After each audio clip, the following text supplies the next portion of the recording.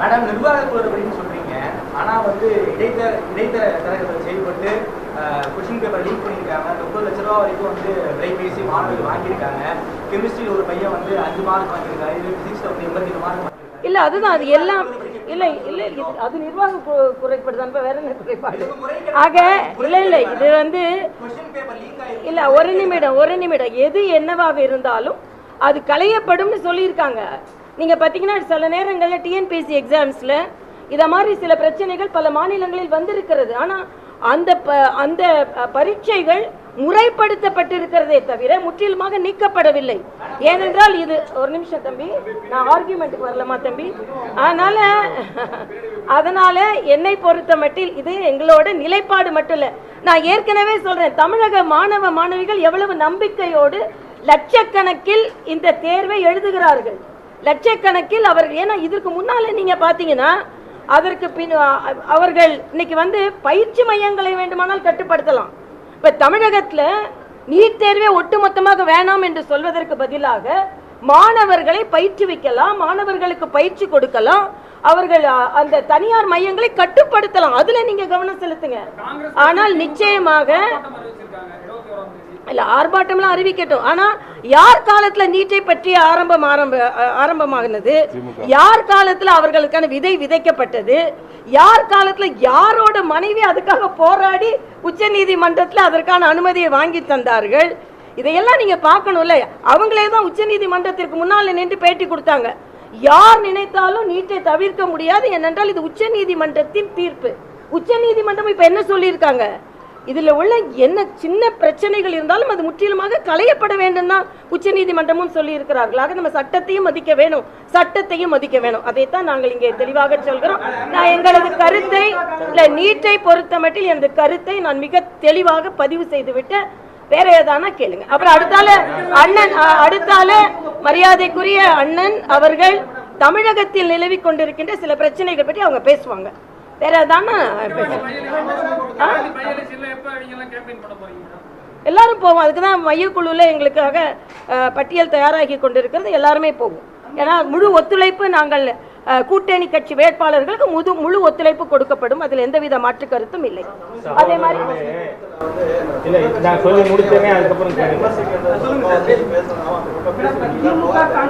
யார் சொன்னா இதெல்லாம்?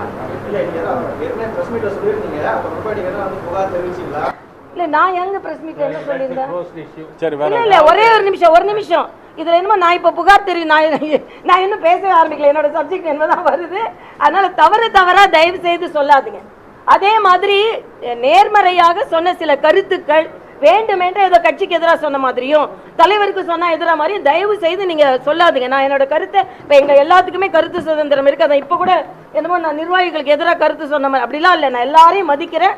இந்த கட்சிக்கு நான் நன்றி உள்ளவளாக இருக்கிறேன். ஏன்னா நான் வந்து 5 ஆண்டுகள் கழித்து எனது விருப்பத்தின் பேரில் கட்சியின் நடவடிக்கைகளில் கலந்து கொள்ள வேண்டும் என்று நான் வந்திருக்கிறேன். இன்னைக்கு கூட எனக்கு கோர் கமிட்டியில சிறப்பு அழைப்பாளராக அழைக்கப்பட்டிருக்கேன். அதனால நிச்சயமா கட்சி நிர்வாகிகள் மீது எனக்கு எந்த மன வேற்றுமையும் இல்லை. தயவு செய்து அதை மாதிரி கொண்டு போகாதுங்க. எல்லோருமே இணைந்து பணியாற்றி கொண்டு இருக்கிறோம். சாதாரணமா சொன்ன கருத்து சில நேரங்கள் திரித்து சொல்லப்பட்டிருக்கிறது என்பதான் எனது கருத்து. இதனால நான் தனியா விளக்கம் கொடுக்க தயாரா இருக்கேன். இப்ப அண்ணன் வந்து இந்த மாநிலத்தில் உள்ள சில பிரச்சனைகளை பற்றி அவர்கள் பேசுவார்கள். அது முடிஞ்சிருச்சு. அடுத்து நீ பேசுங்க.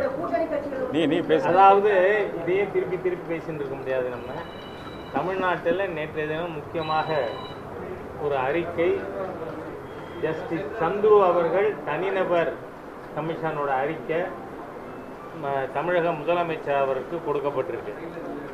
அந்த அறிக்கை சர்ச்சைக்குரியதாகவும் ஒரு குறிப்பிட்ட மதத்திற்கு எதிராக காழ்ப்புணர்வு நடவடிக்கை எடுக்கின்ற மாதிரியும் அந்த அறிக்கையினுடைய பரிந்துரைகள் இருக்கு. அந்த அறிக்கையை totally it should be rejected by the state government. ஏன்னு சொன்னா ஹிஜாபுக்கு அணிய தடைன்னு சொன்னா அது தவறு. ஹிஜாப் அணியறதுக்கு அனுமதி கொடுக்கணும்னு பேசக்கூடிய ஒரு செக்ஷன். இன்னைக்கு இந்துக்கள் பெண்கள் நெத்தியில் பொட்டு வச்சுட்டு வரக்கூடாது, கோயிலில் இருந்து கட்டுற கயிறு கையில் கட்டக்கூடாது, இந்த மாதிரியாக இருக்கின்ற பரிந்துரைகள் இது ஈவாஞ்சலிக்கல் குரூப்போட ரெக்கமெண்டேஷனுங்கிறதுல எங்களுக்கு 2வது கருத்து இல்லை. மேலும் ஸோ இம்ப்ராக்டிகபிள் ஒரு பள்ளிக்கூடம் இருக்குன்னு சொன்னா அந்த பள்ளிக்கூடம் இருக்கிற இடத்தை சுற்றி இருக்கின்ற பெரும்பான்மை சமுதாயத்தை சேர்ந்தவர் அங்கே ஆசிரியராக இருக்கக்கூடாதுன்னா அது எந்த மாதிரியாக அதை செயல்படுத்த முடியும்? அது எப்படி பெரும்பான்மை சமுதாயத்தை ஒதுக்க முடியும்? ஆகவே இது ஏதோ ஒரு மெஜாரிட்டி ரிலிஜனை டார்கெட் பண்ணுறது மாதிரியா ஜஸ்டிஸ் சந்துருவோட அறிக்கை இருக்கு. ஆகவே இந்த அறிக்கையை தமிழக அரசாங்கம் totally it should be rejected.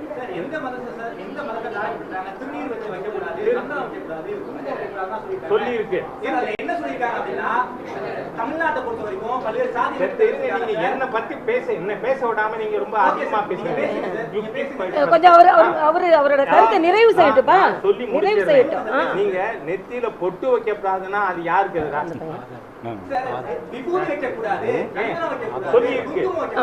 நெத்தியில மத அடையாளங்கள் நெத்தியில வைக்கிறதுக்கு எதிர்பார்க்கு சார். எது சார் ஜாதி அடையாளம்? ஒரு நிமிடம் தம்பி, அவங்க சொல்றதை கேளுங்க. நான் பேச விட்டுட்டு நீங்க பாருங்க, நிருபர்கள் எல்லாரும் முடிவுக்கு வரணும். நீங்க அவர் பேச விடணும். எந்த ஜாதிக்கான கயிறு? இவர் கருப்பு கயிறு கட்டி இருக்கார். என்ன ஜாதிக்கான கயிறு? இது என்ன விஷமோ? ஆகவே சொல்றேன்னா it is targeted against Hindus by ஒரு பர்டிகுலர் ரிட்டையர்ட் ஜட்ஜ். அதனால இருந்து வரேன். இல்ல ஒரு நிமிடம் தம்பி, அவங்க பேசி முடிக்கட்டும். ஏத்துக்க முடியாது. அப்புறம் நெத்தியில திலகத்திற்கு அப்ஜெக்ஷன் இருக்கு.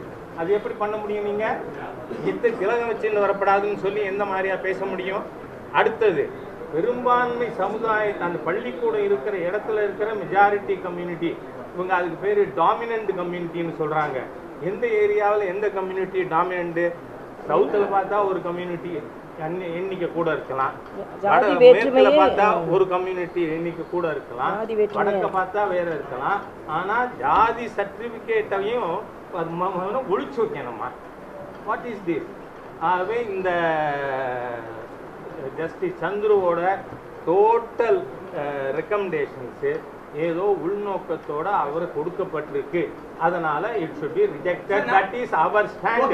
உங்க ஸ்டாண்ட் என்னவா வேணா இருந்துட்டு சார். அதாவது சந்தனம் வைக்க கூடாது, குங்குமம் வைக்க கூடாது, திரி வைக்க கூடாது சொல்லவே இல்ல. அதாவது என்ன சொல்றா, ஜாதி தமிழ்நாட்டில் ஏகப்பட்ட ஜாதி why you are asking for one government one section? கவர்மெண்ட்காக ஆர்கியூ பண்ணல சார். தமிழ்நாட்டில் ஏகப்பட்ட ஜாதி கட்சிகள் இருக்கு சார். அந்த ஜாதி கட்சிகள் கொடிகள் இருக்கு. அந்த கலர்ல கட்சி ஜாதி கட்சி சார் நிறைய கட்சிகள் இருக்கு சார். பேர் சொல்லி நான் இப்ப வந்து அந்த BC கா ஜாதி கட்சி இல்லையா? அந்த கலர்ல BC கா ஜாதி கட்சி இல்லையா? அத முதல்ல இங்க இல்ல அந்த கலர்ல யார் வச்சுக்கிறாப்ப? அதுதான் கேட்டேன்னா இவர் வேற சமுதாயம், நான் வேற சமுதாயம். தம்பி இல்ல தம்பி இல்ல ஒரு தம்பி இல்ல ஒரு கொஞ்சம் அமைதியா கொஞ்சம் இல்ல மிக மோசமான ரெக்கமெண்டேஷன். ஒரு நிமிடம் இல்ல தம்பி கொஞ்சம் தம்பி இல்ல ரெக்கமெண்டேஷன்ஸ் ஆர் மலிஷியஸ். இல்ல ஒரு நானே இல்ல தம்பி உன சொல்லுங்க. இப்ப நான் வந்து சந்தனம் வச்சு குங்குமம் வச்சேன். இது எந்த கட்சி? இத வைக்க கூடாது சொல்லலப்பா. இல்ல கட்சி சின்னம்னு சொல்லல. இல்ல அப்படி சொன்ன நீங்க எப்படி இன்ஃபரன்ஸ்க்கு வருவீங்க? அப்படி கட்சி சின்னம்னு சொல்லலையே. இல்ல அந்த கட்சியை ரெப்ரசன்ட் பண்ற மாதிரி கையில வந்து கை கட்டிக்கிறாங்க மேடம். கட்சி கூடாதுன்னு சொல்றாங்க. இப்ப நாங்க கட்ட கயிறு என்ன பண்றதுன்னு கேக்குறேன். இல்ல which media you belong to I don't know. தம்பிங்களா போதும், ஒருத்தங்களுக்கு ஒரு கேள்வி கேட்டா போதும் தம்பி, விட்டுருங்க. வேற யாரான்னு கேளுங்க. கேள்வி இருக்கா? கேளுங்கப்பா, வேற யாரான்னு கேளுங்க. அதனால நீங்க ஜாஸ்தி பேச வேண்டாம். இல்ல வேற யாரான்னு கேளுங்க. அப்படி இல்ல, மெயின் ஸ்ட்ரீம் மீடியாவுக்கு இடையில நீங்க மாத்திரம் தான் அந்த அனாவசியமா ஆர்கியூ பண்ணிட்டு இருக்கீங்க. சரி, இந்த இத நாம ரிஜெக்ட் பண்ணணும்னு கேட்கறது மையக்குழு தீர்மானம். ஆகவே அதை நான் உங்களுக்கு சொல்லியிருக்கேன். மாநில அரசு ஏற்க கூடாதுன்னே சொல்றேன். தி state government should reject justice Chandru's recommendation. அவ்வளவுதான். இது எங்க ஸ்டாண்ட். நீங்க உங்க யூடியூப்ல வந்து என்ன வேணா போடுங்க. அதை வந்து இங்க வந்து சர்ச்சையாக கூடாது. இவ்வளவு மீடியாஸ் இருக்காங்க, அவங்களுக்கு வந்து we should respect that time also. Core committee மீட்டிங்ல பர்சன்டேஜ் எம்பி எலெக்ஷன் அத பத்தி டிஸ்கஸ் பண்ணப்பட்டதா? அதாவது பர்சன்டேஜ் பத்தியும் டிஸ்கஸ் பண்ணப்பட்டிருக்கு. ஏன்னா பாரதிய ஜனதா கட்சி மட்டும் ஒரு நிமிஷம் பிஜேபி மட்டும் 9 பாராளுமன்ற தொகுதிகளில் 2வது வந்திருக்கோம். கூட்டணி 12 தொகுதிகளில் 2வது வந்திருக்கு.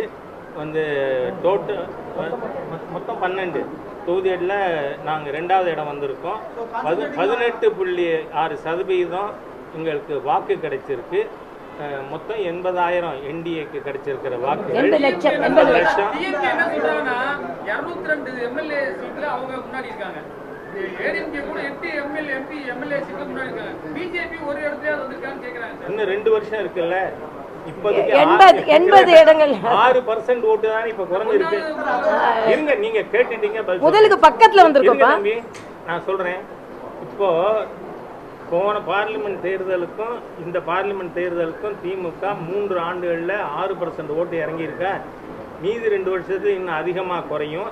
அதனால திமுக வெற்றி பெற முடியாத சூழ்நிலை ஏற்படும். ஏற்கனவே மத்திய அரசாங்கம் தெளிவாக இருக்கு, கரப்ட் செக்ஷன்ஸ் மீது நடவடிக்கை எடுக்கப்படும்னு. ஆகவே we are very confident about 2026. அவங்க ஏற்கனவே ஆட்சி செய்த கட்சி. நாங்க இப்பதான் வளர்ந்து கொண்டு இருக்கிறோம். பல இடங்கள்ல 2வது இடத்துக்கு வந்திருக்கிறோம். அதனால பக்கத்துல முதலுக்கு பக்கத்துல கூட வந்திருக்கோம். தென் சென்னையில கூட முதலுக்கு ரொம்ப பக்கத்துல வந்திருக்கோம் சில தொகுதிகள்ல. அதனால நாங்க வளர்ந்து வருகிறோம்ன்றதை நாங்க ஒப்புக்கொள்றோம், மக்கள் ஒப்புக்கொண்டு இருக்கிறார்கள். தமிழகத்துல, ஏன்னா மத்தியில ஒண்ணு தமிழகத்துல